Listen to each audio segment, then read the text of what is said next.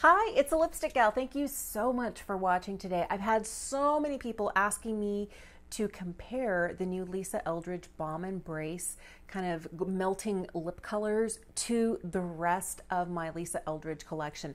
I don't have every single color that Lisa makes in a bullet lip product, but I have almost all of them. I think there's only 3 or 4 that I'm missing. And I didn't pull everything. I just pulled the stuff that I thought was gonna be the closest.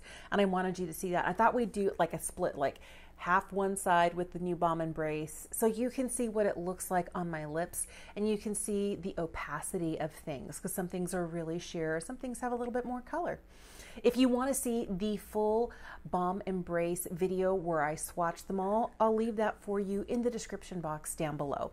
All right, one thing you want to know about these guys is they have a really nice firmness to them, but they melt.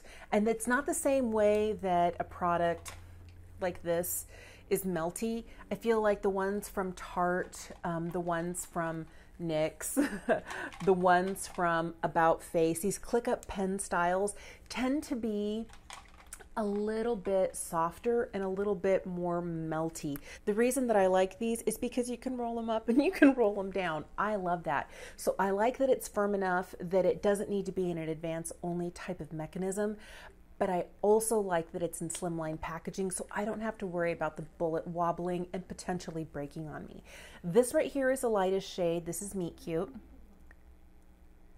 I have been wearing this shade so much, I almost don't know what to do with myself. And I'm going to compare it to a Luxuriously Lucent. This is the shade Le Mépris. Here is Meet Cute, here is Le Mépris. They look very similar, but I feel like there's more pigment to this.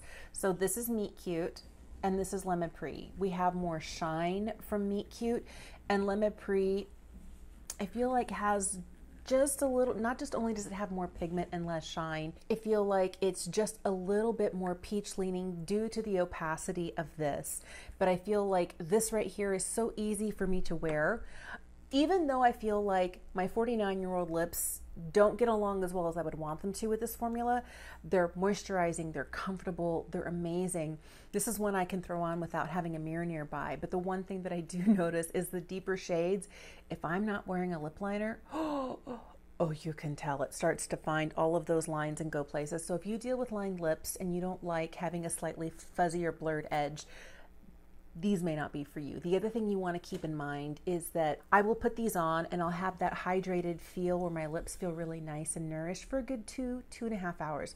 But if I want to see it and I want it to be glossy and I want there to be color, I have to be reapplying every 60 to 75 minutes, like an hour 15, because it goes away really quickly. But these, I feel like I don't need a mirror to put these on.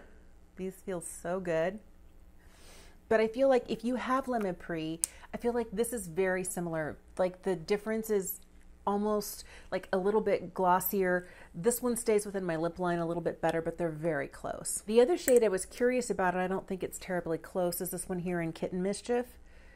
So if we're looking at it, Kitten Mischief tends to be a little bit warmer and a little bit darker compared to the rest. Let me take off Le Mépris and we'll throw this one on. I feel like you can see here that we definitely have a little bit more warmth, a little bit more peachiness, but there's something about this shade in Kitten Mischief that works really well, where this is definitely a little bit more beige and more sheer. I feel like you still can see more shine on the Baume Embrace side, but I feel like if you want something that's gonna last you a little bit longer, go for the Luxuriously Lucent. The next shade I have for you is called Épanoui. It's a really beautiful pink shade. This is another one of those that I don't really need a mirror to apply. And it's very similar to my lip color, but just a little bit more. It's kind of weird only to put it on half my lips, but she's so pretty. So I was really curious to see how this looked next to Rose Official. I feel like these are very similar. Again, more shine here. There's a little bit of a cooler, almost blue base to Rose Official. I wonder what the swatches are gonna look like. I had to re-swatch these because I took up too much space with the other ones.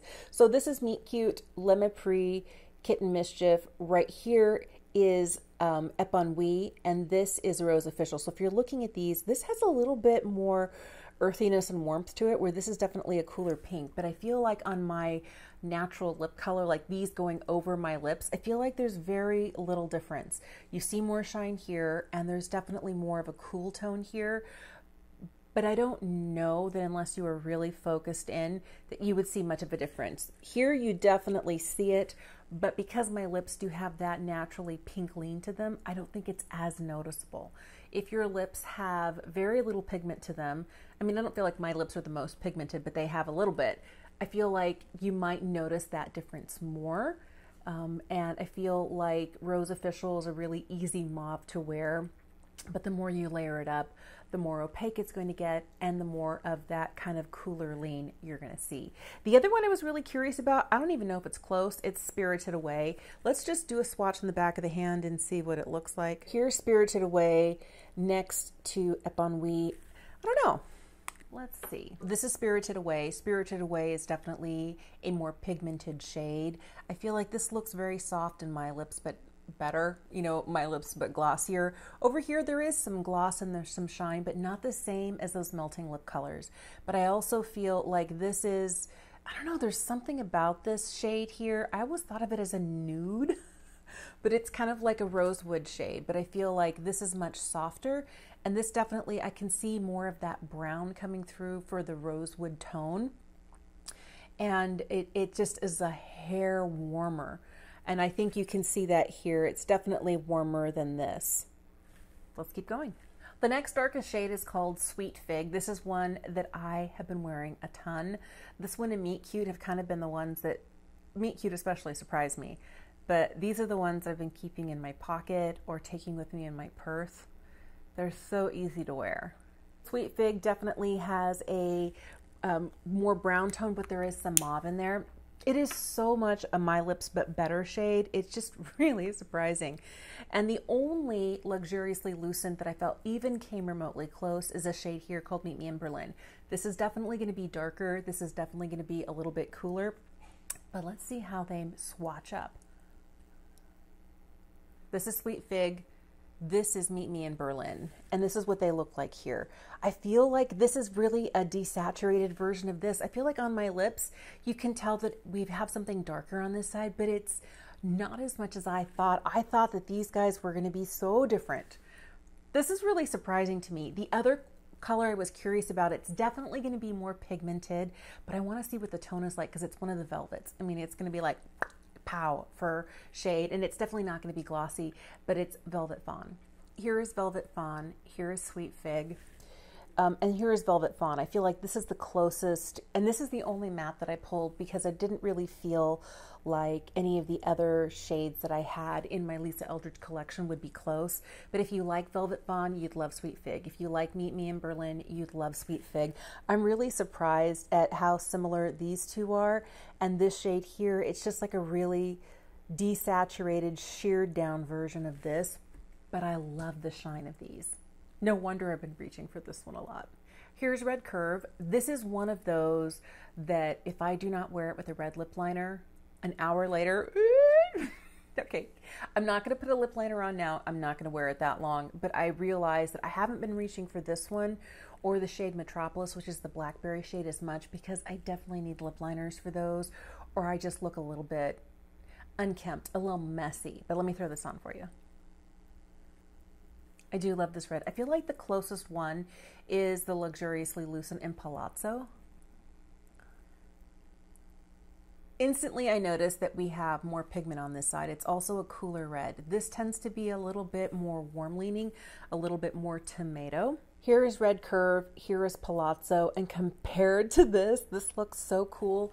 Although I don't really see it as a cool lipstick. I feel like it has a little bit of warmth to it, but comparatively, they are not the same at all. I'm going to take this off and I am going to throw on a different red that's definitely warmer in the Luxuriously Lucent line. This is the shade Atomic Cherry. On me, it pulls a little bit more coral, but it is definitely warmer than Palazzo.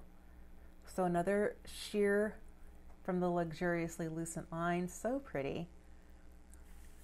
But as you can see, it definitely has more of a warmth and a coral tone to it. And this is a little bit less saturated, and this really pops in a different way. So here is Atomic Cherry, Palazzo, and Red Curve. Red Curve really, especially since it's next to Fawn, definitely feels like it's pulling a little bit more towards that earthy brown side.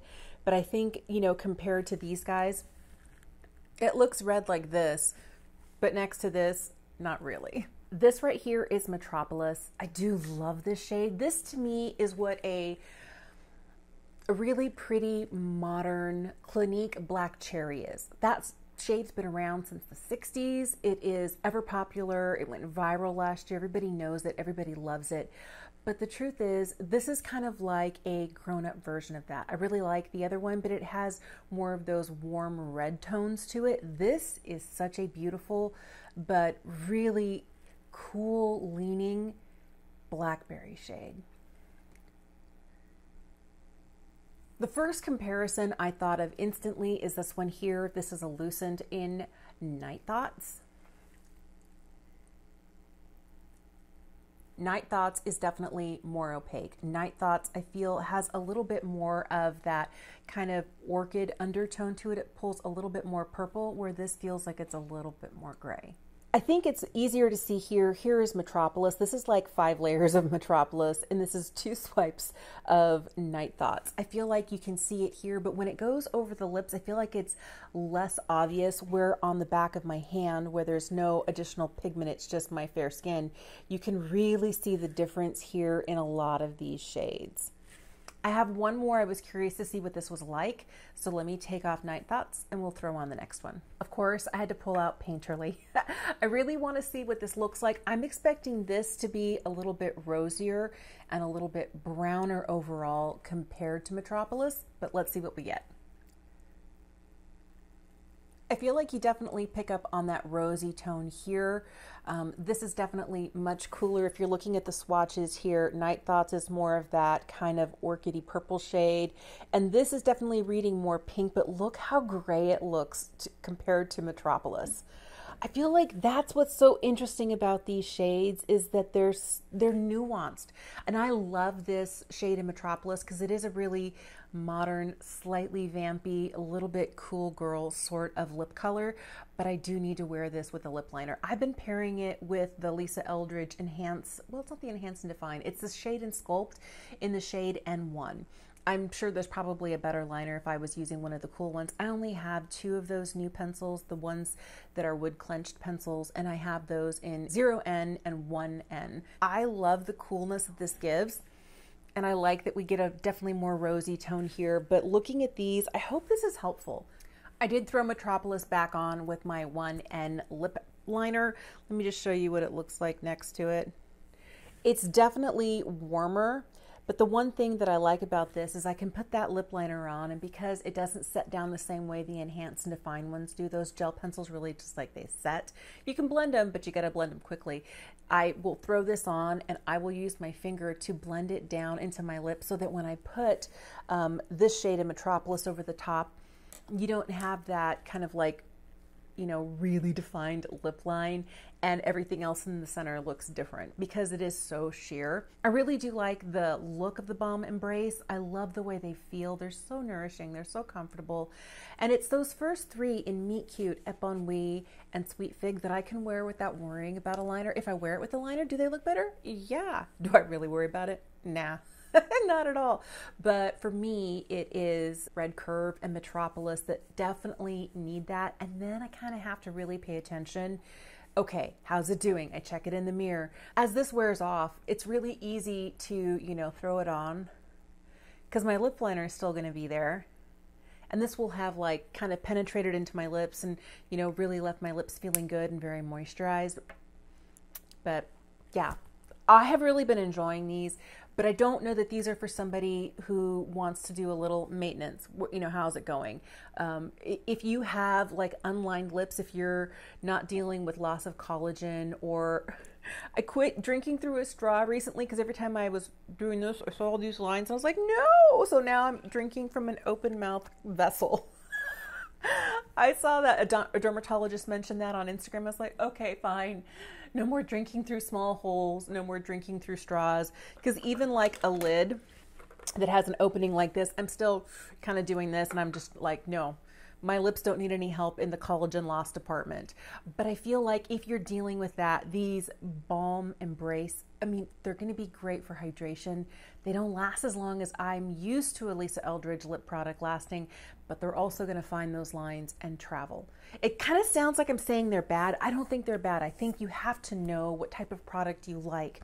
If you like the YSL Love Shine or the Old Rouge Volupté Shine, I think you would like these. Thanks so much for watching today. I hope the swatches and the comparisons were helpful. If there is a specific comparison that you want to see that I didn't do, like a certain shade, how does it compare to this?